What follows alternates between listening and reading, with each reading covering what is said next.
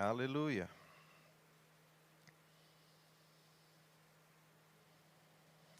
No versículo 18, vai dizer: tendo iluminado os olhos do vosso entendimento, para que sabais qual seja a esperança da vossa vocação, as riquezas da glória da sua herança nos santos,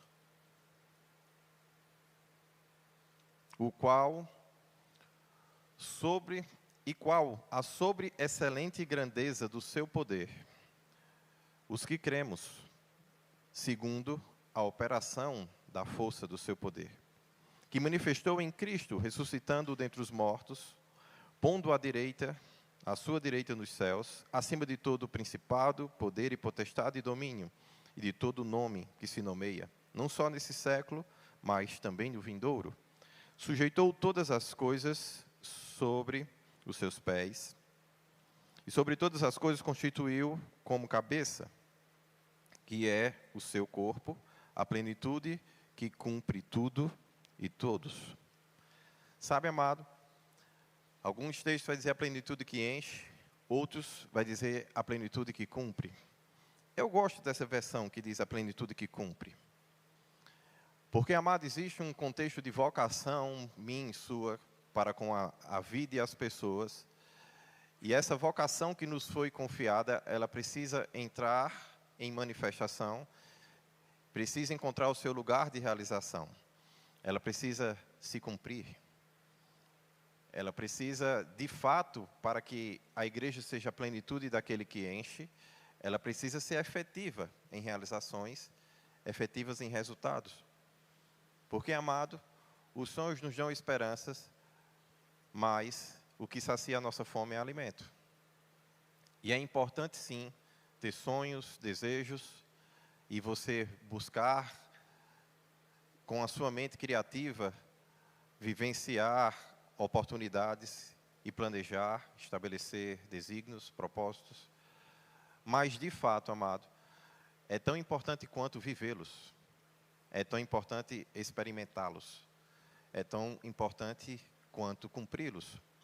Então, hoje eu tirei a minha Bíblia de estimação e trouxe essa para que eu saísse daquela versão e pudesse me lembrar também que existe algo escrito acerca desse texto que diz que é o seu corpo, a plenitude que cumpre tudo em todos. Diga assim comigo: cumprir tudo em todos. Então ele vai falar, amado, sobre os olhos do nosso entendimento no versículo 18. E ele fala da necessidade que eles sejam iluminados, para que a gente saiba qual seja a esperança da nossa vocação. Também fala das riquezas da glória e da herança dos santos. Então nós temos uma herança, porque fomos santificados. E aí, porque fomos santificados, nós agora recebemos uma herança do Deus que era Pai, do unigênito Cristo, seu Filho, que agora se tornou o primogênito entre muitos irmãos.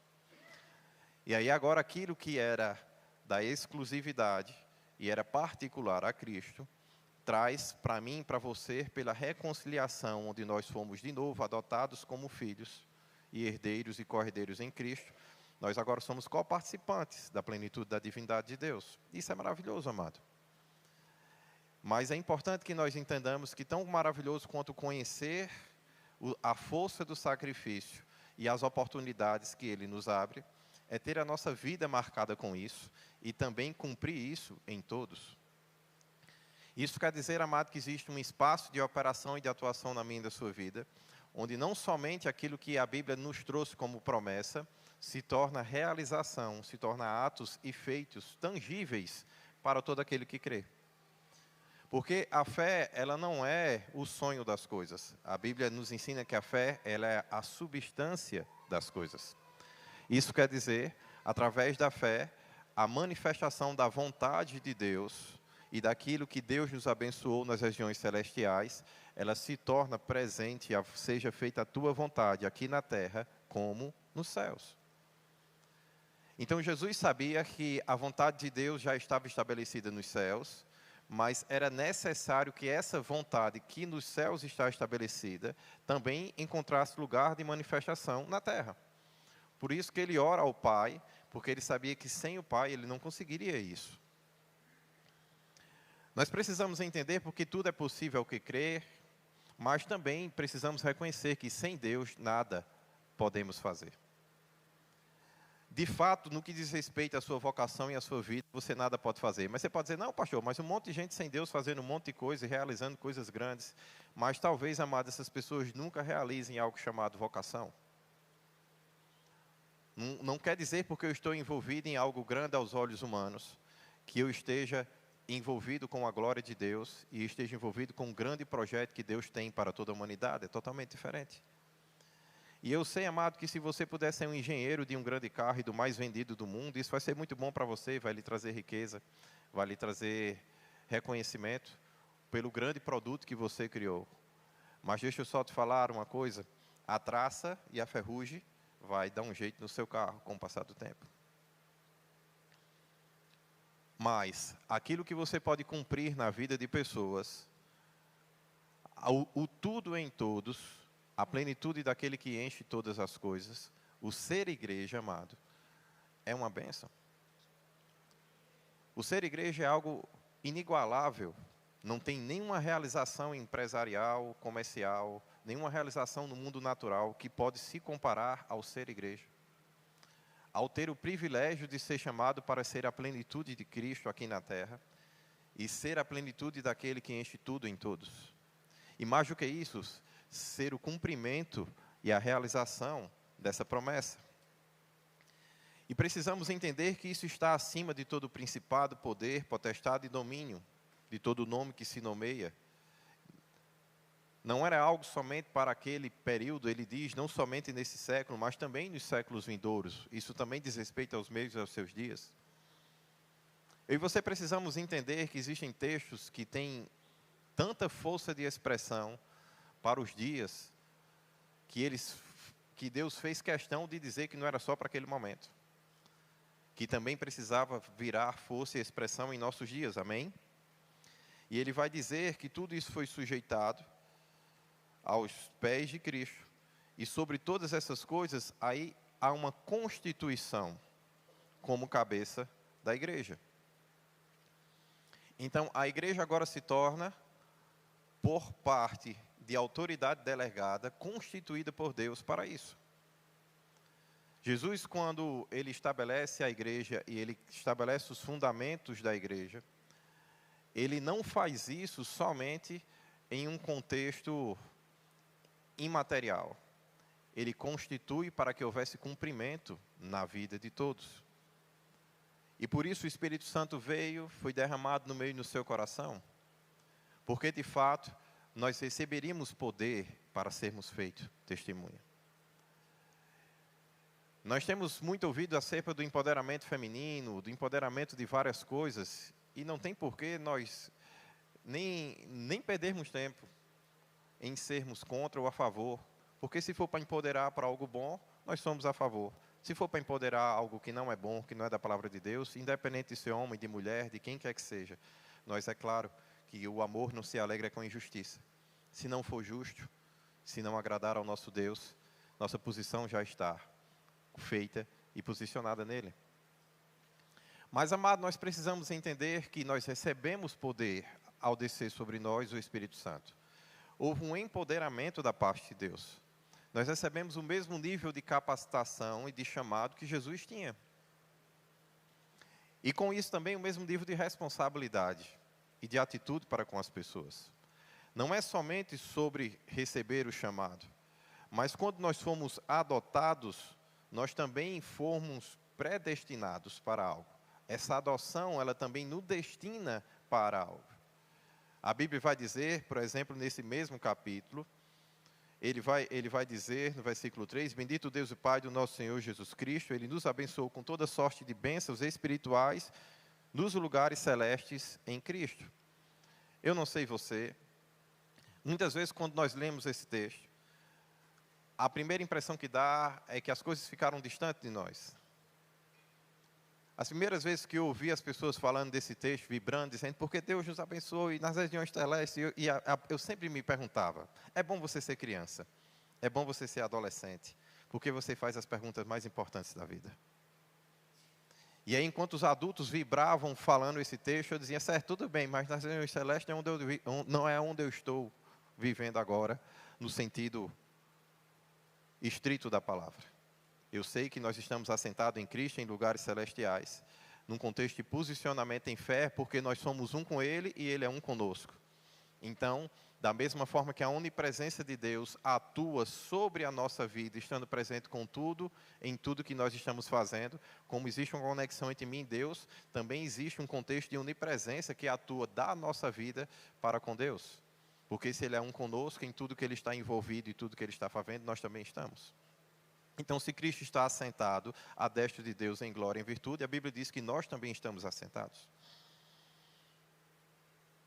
Mas eu entendo, amado, que essas conexões são verdadeiras, poderosas, e nós precisamos sim buscar a melhor forma de usufruir dela. Mas nós precisamos estar atentos para que haja cumprimento, efetividade, para que não seja só um discurso ou uma força da sua imaginação, mas que você possa viver algo que só o céu possa produzir. E aí, por exemplo, quando alguém chega diante de você com um nódulo em algum lugar do corpo, ou com uma enfermidade que você nunca fez medicina, você também não é farmacêutico, você não entende de remédio, você não entende de nada, então você não sabe como interagir com isso de nenhuma forma natural. Mas você diz, seja curado em nome de Jesus, essa pessoa é instantaneamente curada, amado. Existe algo do céu que se manifestou na minha e na sua vida? E nós precisamos entender que essa conexão ela é extremamente verdadeira, poderosa, e ela tem força sobre os nossos dias. E isso é tão sério que Jesus diz, ide a todo mundo, prega o evangelho a toda criatura. E esses sinais vão acompanhar os que crerem. Então, haverá uma sinalização clara, uma manifestação clara do dom celestial na nossa vida. Estarmos conectados com os céus é uma realidade que precisa ser vista em nossos dias, que precisa acontecer de fato, para que isso não vire só um direito, mas vire um poder. Porque quando nós recebemos o Espírito, nós recebemos poder para ser testemunha, para testemunhar algo que as pessoas com os olhos naturais nunca vão enxergar. Paulo dizia, eu não fui estar com você com palavras persuasivas, mas fui com demonstração de espírito e poder. Porque ele sabia que existem coisas, amado, que as pessoas nunca vão, de fato, entender. Porque você já ouviu aquele ditado popular que diz, só sabe quem sente? Existem coisas que as pessoas precisam provar e experimentar.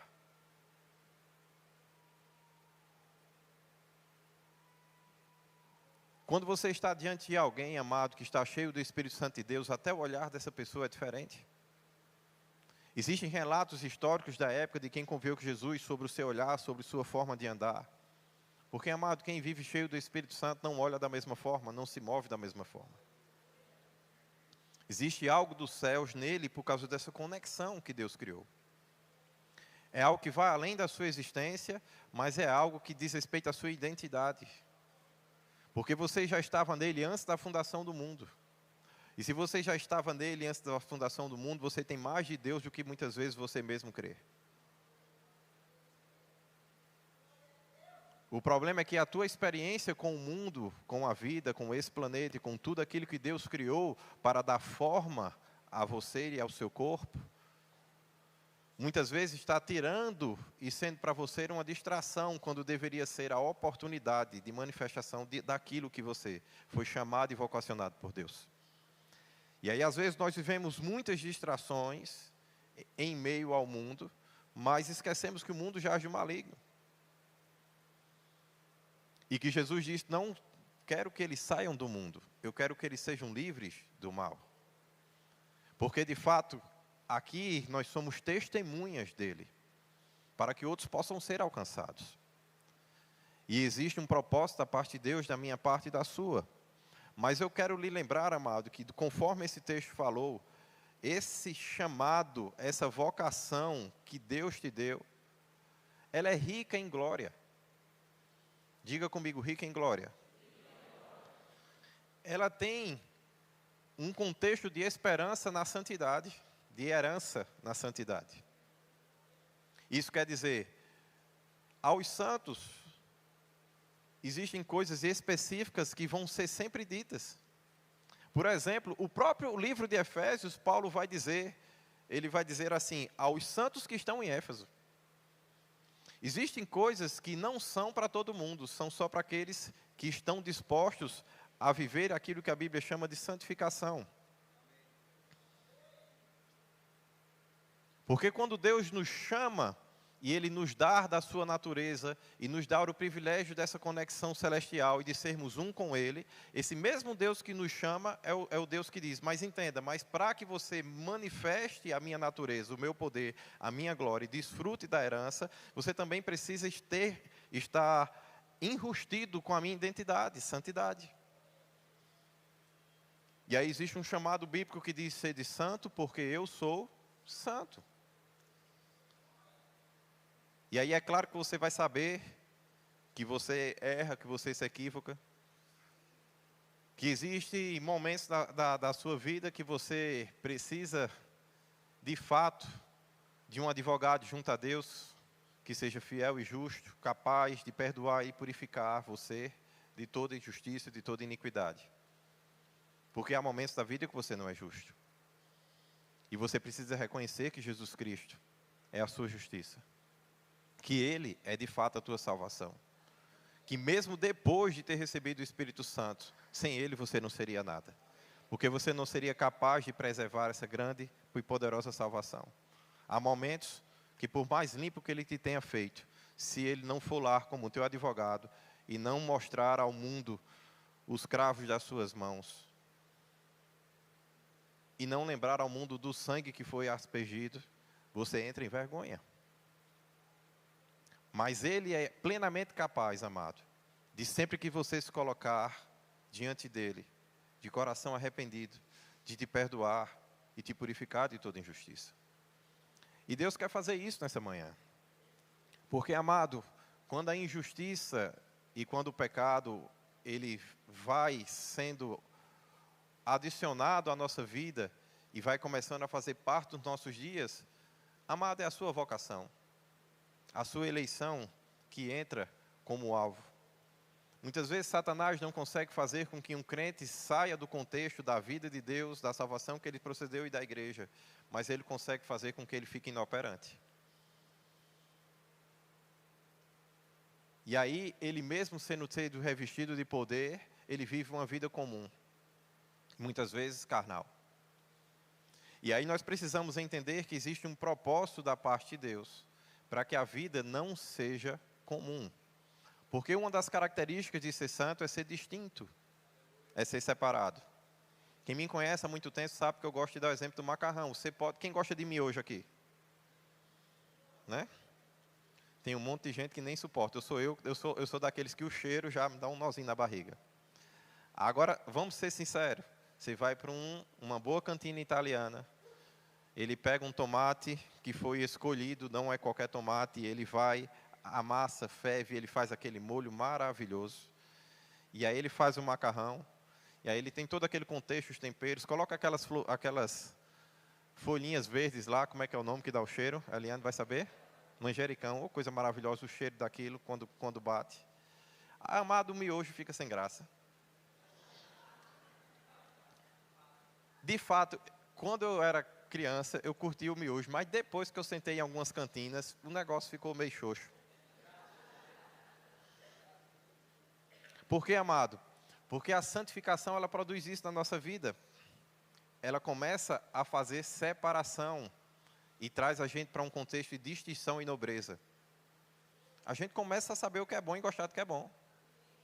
Por isso que você precisa entender que a Bíblia diz que Deus se alegra com a prosperidade dos seus filhos. Porque Deus quer que você viva o que é bom, como o que é bom, visto o que é bom.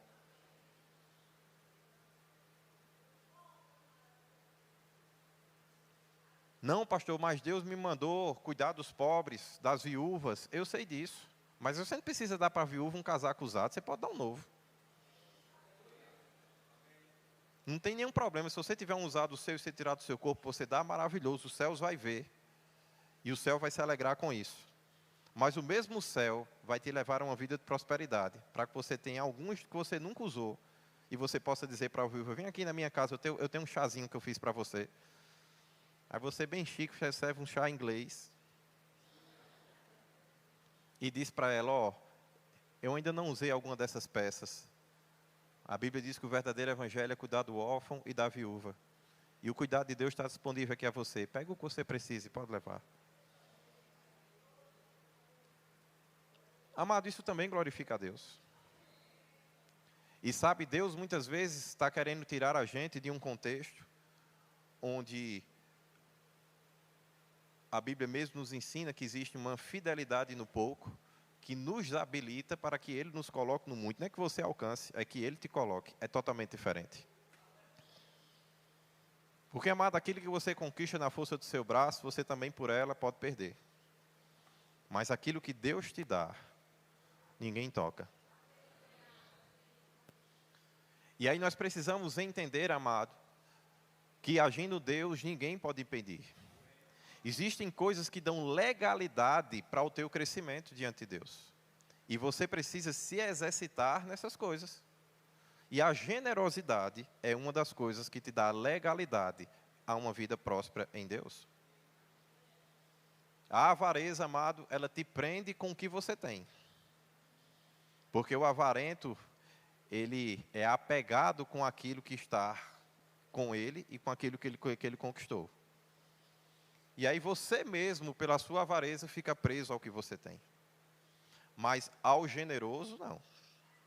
Ao generoso, você vai ver exemplos na Bíblia, Paulo dizendo, rapaz, esse povo foi tão generoso, que quando eu parei para observar, eles já estavam dando acima das posses. Como é que alguém deu acima do que tinha? Ele teve que crescer. Você entende isso? Não tem, amado, para quem anda a pé, não tem como quem anda a pé dar uma bicicleta. Ele precisa ter uma bicicleta.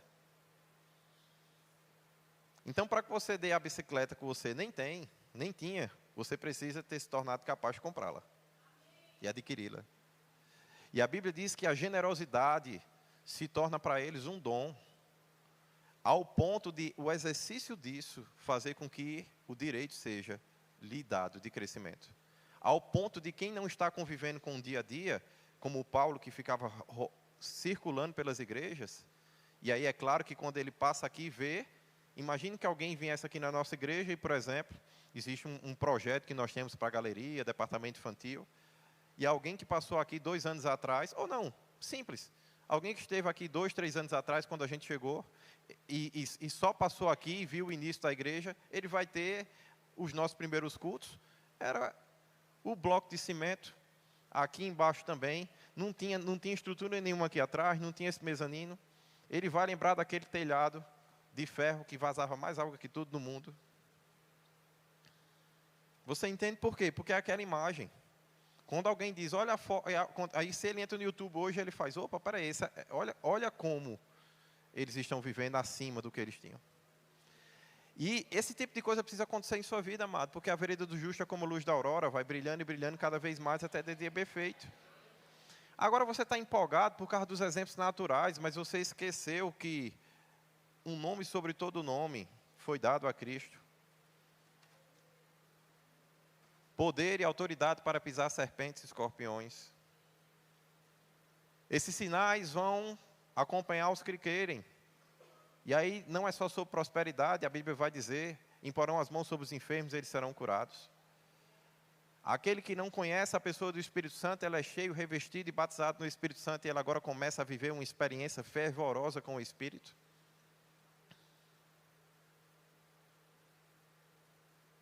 E aí, amado, existe um outro patamar de vida e de coisas que Deus quer te dar. E eu quis mexer um pouco com a tua vida natural, mas não é sobre ela que eu quero falar hoje. Eu quero falar sobre os frutos espirituais, coisas que só os céus podem fazer através das suas mãos. Coisas que, de fato, as pessoas possam olhar e dizer, rapaz, esse tal de Severino aí, esse tal de José não é só um Zé, não. Severino é mais que Bill, José é mais do que Zé, existe algo, existe uma presença, existe um poder que opera sobre a vida dele que é diferente, amém? E aí a Bíblia vai dizer para mim, no Hebreus capítulo 12, versículo 13, vai dizer: e fazeis veredas direitas aos vossos pés, para que o que manqueja não se desvie inteiramente, antes seja sarado. Segui a paz com todo e a santificação, sem a qual ninguém verá a Deus. Lá em Efésios, no capítulo 1, amado, eu acabei não lendo com você, mas o texto de Efésios vai nos falar de um contexto de uma adoção em Cristo Jesus. Diga comigo, adotado. Amém?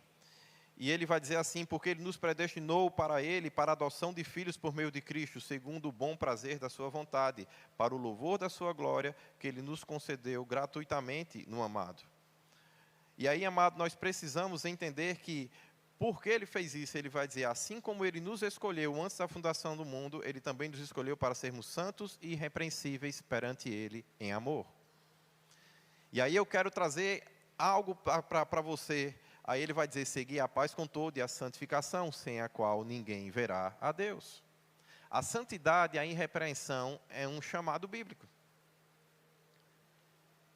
E a Bíblia vai nos colocar que isso é um ato de amor. Ele nos escolheu para sermos santos e irrepreensíveis perante ele em amor. O amor, amado, é a única motivação que vai, de fato, te sustentar em uma vida de santidade.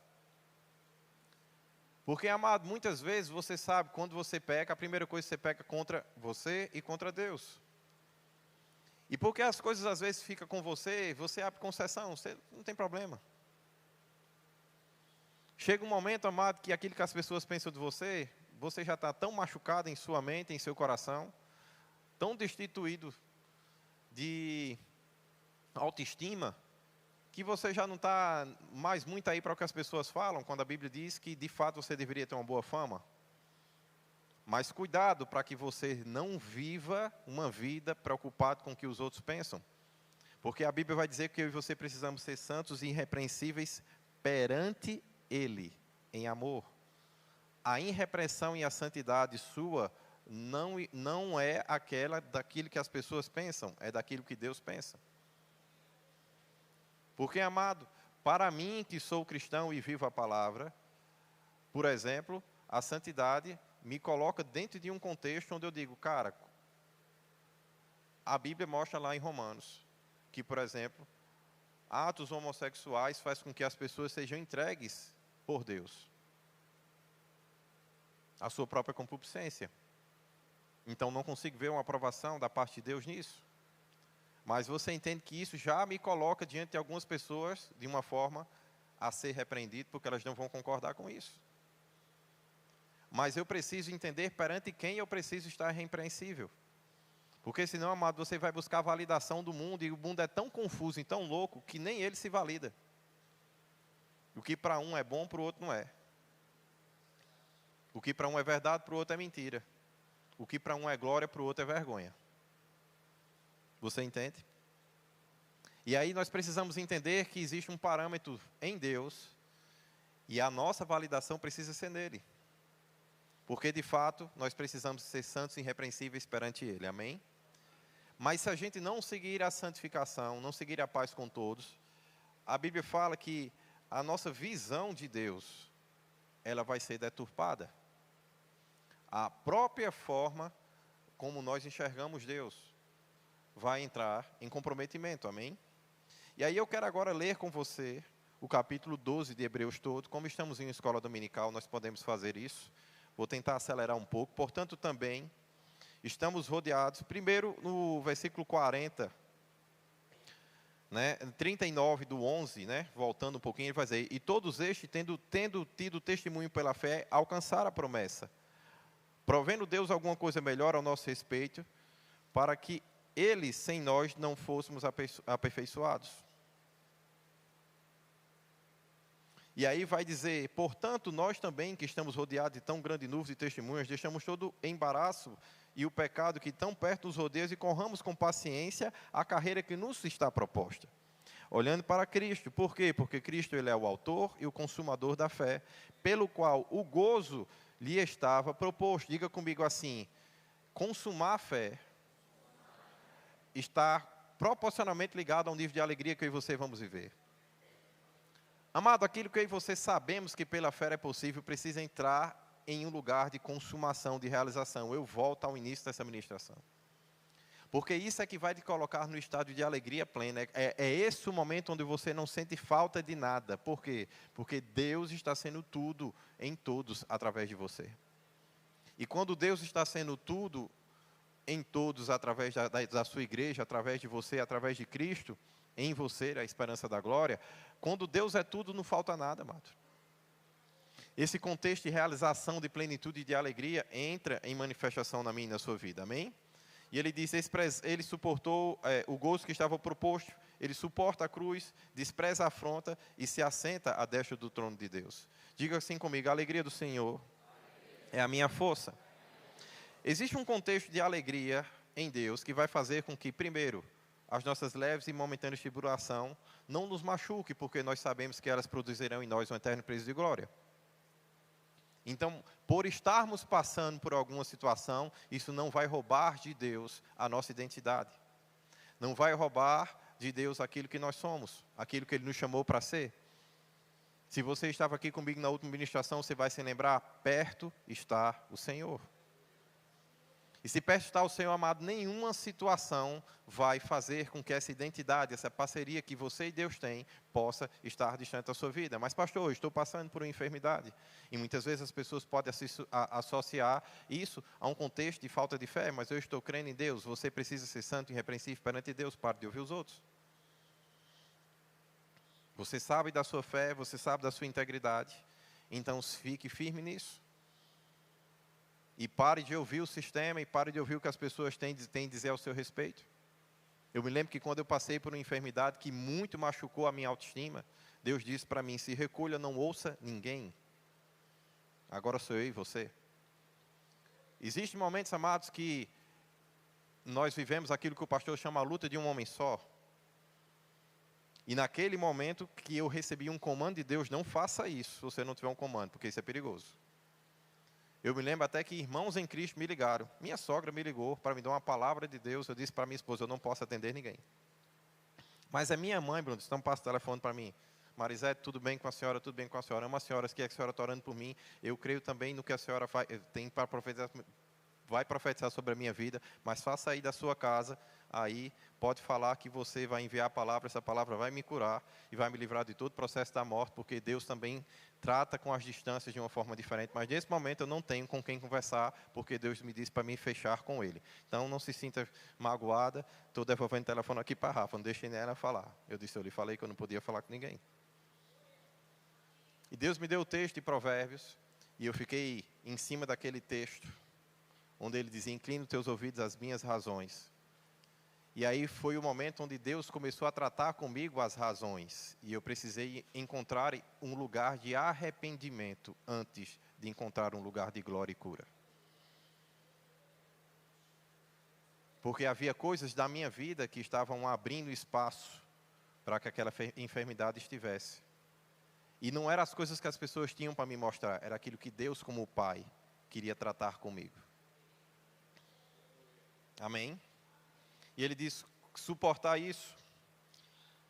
Considerai, pois, que ele suportou essas contradições dos pecadores contra si mesmo.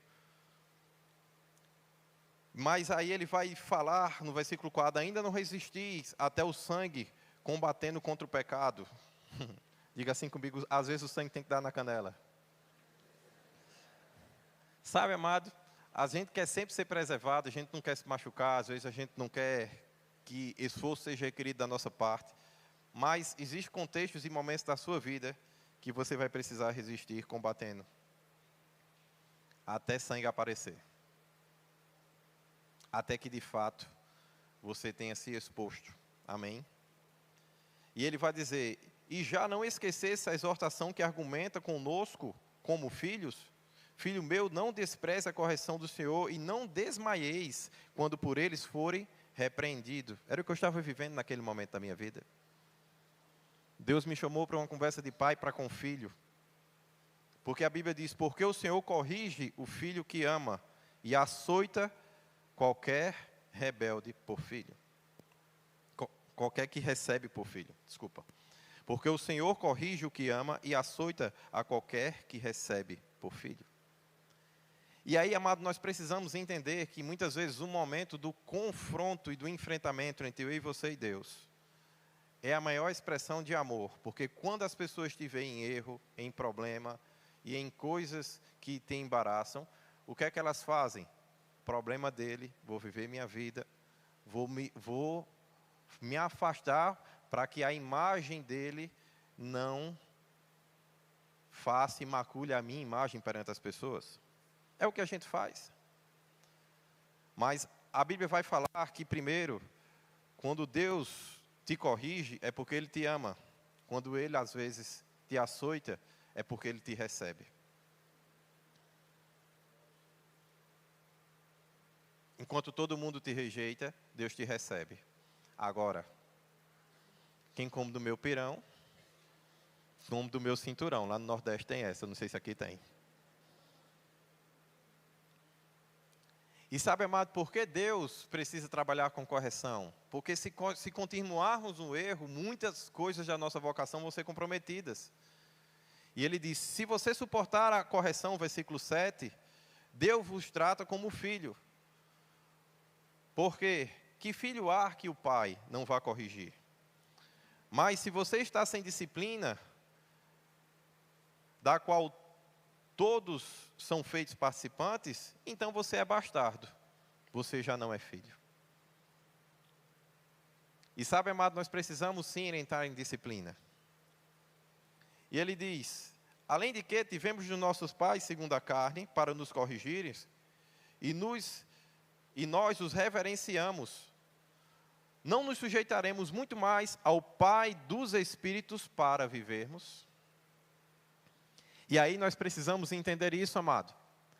Se o nosso Pai, segundo a carne, nos corrigiu e a reverência nunca deixou de estar em nosso coração, a Bíblia está dizendo, se Deus que te criou, antes de tu conhecer o teu Pai, na tua vida original, na tua vida espiritual, se o Deus que te fez espírito e que te deu uma alma e te fez habitar em um corpo, se Ele agora entra em tua vida para te corrigir, você vai perder a reverência? O amor a Ele? E a Bíblia vai nos chamar a isso. Eu sei que talvez você gostou mais do início da pregação, quando eu dizia que você é fiel no pouco e sobre o muito Deus te coloca. Mas as coisas espirituais, amado, trata as coisas do âmago do nosso ser. Porque das coisas que não se veem, as que se veem são criadas. E se Deus não tratar as coisas que ninguém está vendo, amado, as coisas que precisam ser vistas não vão ser manifestas. E Deus trata as coisas que ninguém está vendo, amado, porque Ele quer que seja visto e seja manifesta a tua fé e a palavra dEle em tua vida.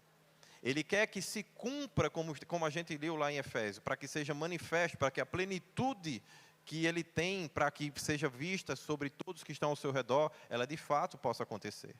Mas para isso, amado, há um processo de correção daquilo que os olhos humanos não podem ver, mas Deus sabe.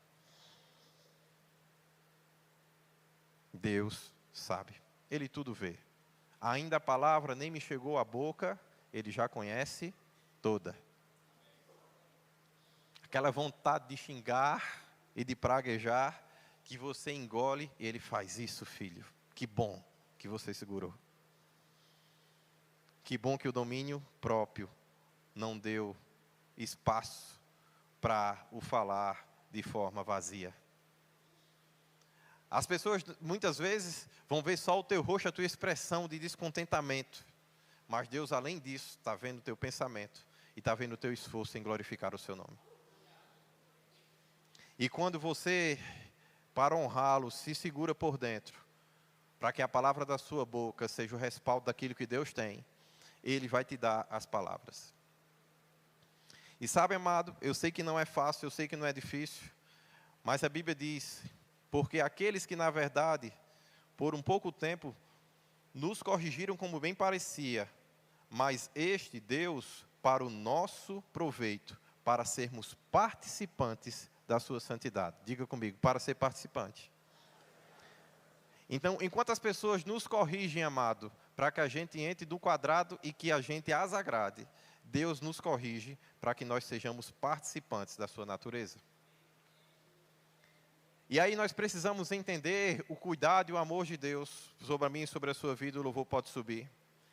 E ele vai dizer o seguinte: na verdade, toda correção, no primeiro momento, não parece ser motivo de alegria, senão de tristeza. Mas depois ela produz fruto pacífico de justiça nos exercitados por ela. Diga comigo, fruto pacífico de justiça para quem se exercita nisso. E sabe, amado, aí nós precisamos entender a força e o poder do que Deus está dizendo. E ele vai dizer, então, portanto, tornai a levantar as mãos cansadas e os joelhos desconjuntados. O que é que a Bíblia está dizendo? Quando Deus te chama para a santificação, agora a justiça de Deus está disponível para operar. E aí ele coloca você e a mim num lugar de operação em relação à vida e às pessoas. Então isso quer dizer, havia algo que estava te prendendo, estava te segurando e que não te dava a força e o poder de ser quem Deus te chamou e qualificou para ser. E aí Deus te chama, como o bom filho faz filho, vem cá, vamos corrigir. Vamos tratar as coisas que estão te impedindo. Vamos trabalhar a santificação, porque eu quero que você me veja como de fato eu sou.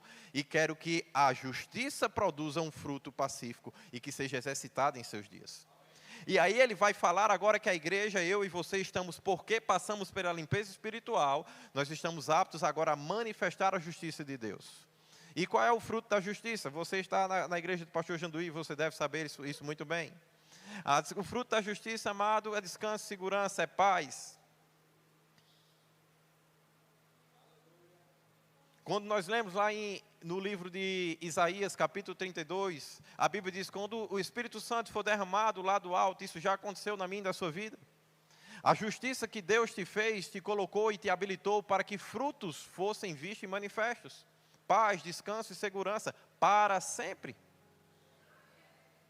Isso quer dizer, amado, Deus quer sim te colocar em um lugar de segurança nele. E aí ele vai dizer, amado, que nós precisamos sim se envolver com isso. E diz, então fazei as veredas direitas dos vossos pés, como a gente já tinha lido, para o que manqueja não seja inteiramente desviado, mas antes seja sarado, segui a paz com todos e a santificação, ser igual ninguém verá a Deus. Tendo cuidado que ninguém vos prive da graça de Deus e que nenhuma raiz de amargura brotando vos perturbe e que por ela se contamine muitos. Ei, isso aqui eu preciso parar. Você precisa entender por que a ofensa vem e o propósito dela. Porque, amado, a raiz de amargura não é algo que fica somente na minha e na sua vida. Como existe da parte de Deus pessoas que vão ser tocadas e que o cumprimento da plenitude delas passa pela estrada que tem o teu nome. Existem estradas, amados, existem estradas que se chamam Regis Bittencourt, Castelo Branco, mas existem estradas também que se chamam Sabrina. Jesus, ele é o caminho, nós somos da parte de Deus a plenitude daquele que enche todas as coisas. Então existe um pedacinho da minha jornada que passa por Sabrina. Existem caminhos que Deus vai fazer através da unção daquela mulher de oração e daquilo que ela paga de preço de oração pela minha vida todos os dias. Se tem uma pessoa que eu tenho certeza que intercede por mim, é ela.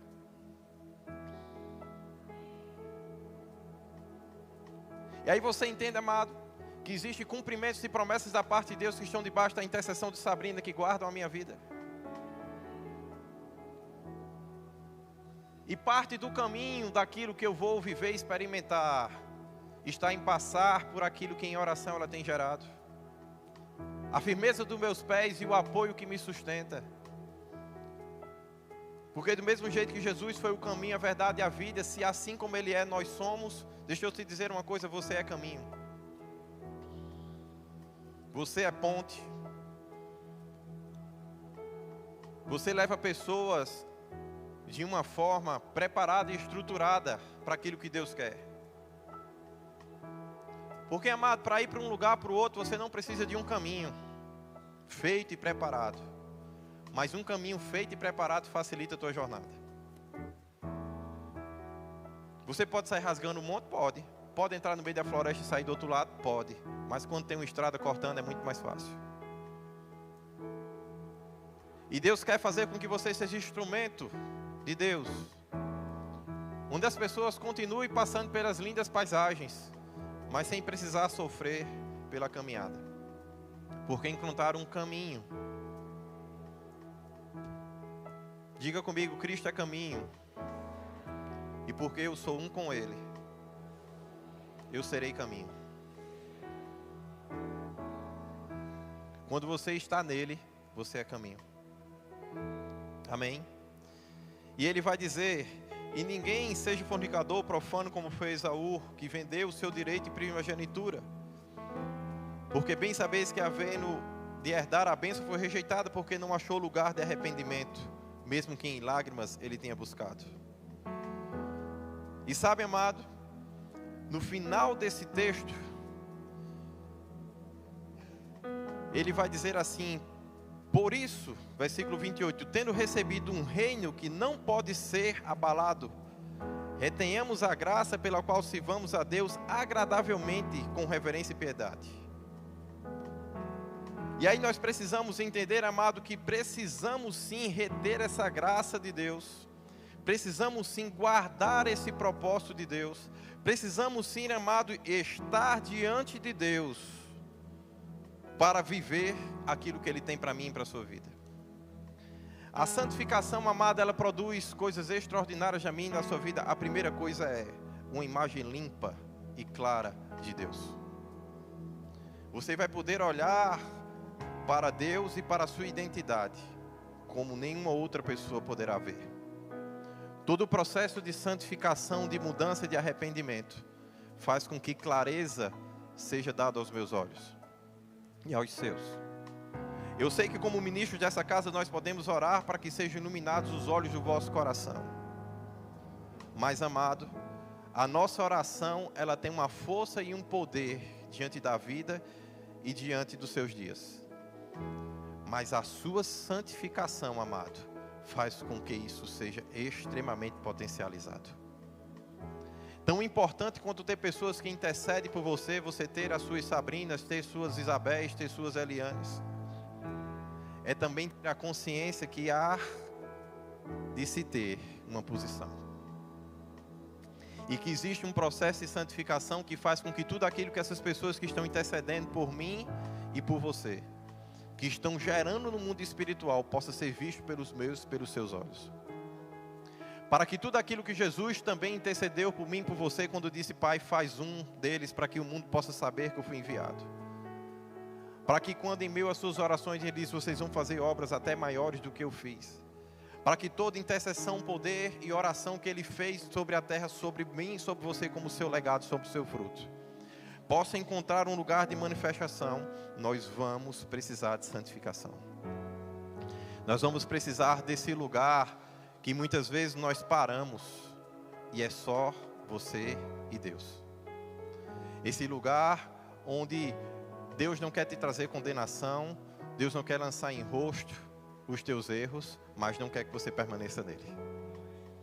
Esse lugar, amado, onde Deus não quer que você fique preso a condenação nenhuma, mas que você fique preso a uma consciência: eu fui vocacionado por um Deus que tem um nome sobre todo nome, que não há nada que se nomeie que seja mais poderoso e mais desejável do que Ele.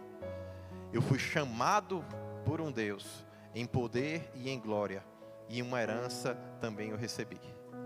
Eu fui chamado por um Deus para dizer ao pobre: seja rico, prospere, avance.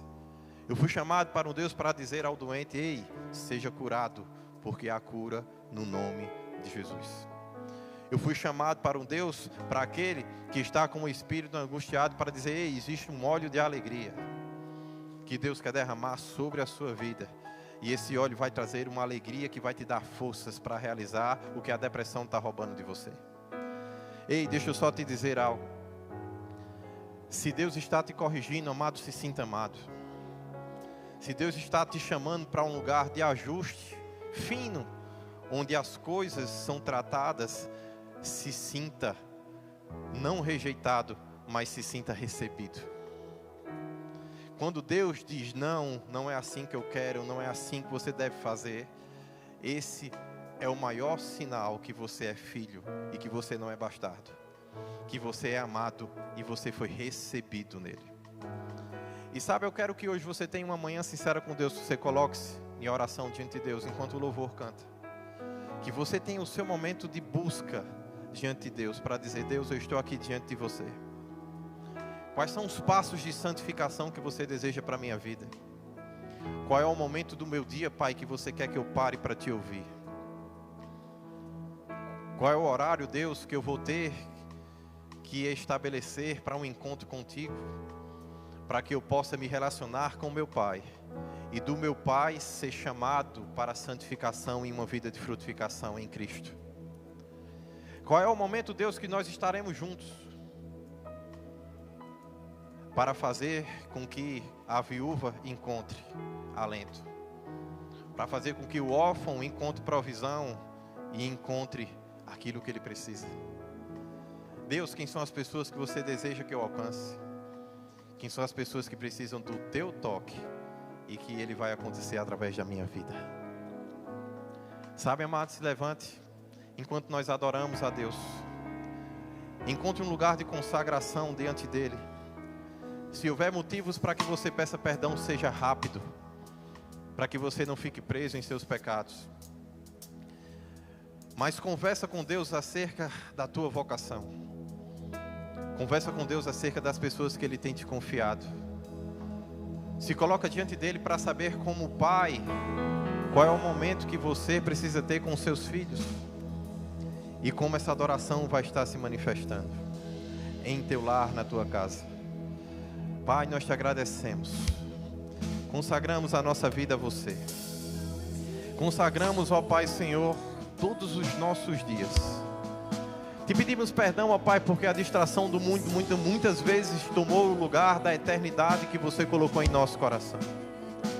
Te pedimos perdão, ó Pai Senhor, porque de fato temos muitas vezes falhado e não temos, ó Pai Senhor, focado na tua justiça, naquilo que precisamos fazer para que o teu reino seja glorificado e pessoas sejam alcançadas pelo teu amor e pela tua palavra. Pai, eu te peço, ó Pai Senhor, que haja um espírito que se mova em compaixão em minha vida, assim como houve em Jesus Cristo.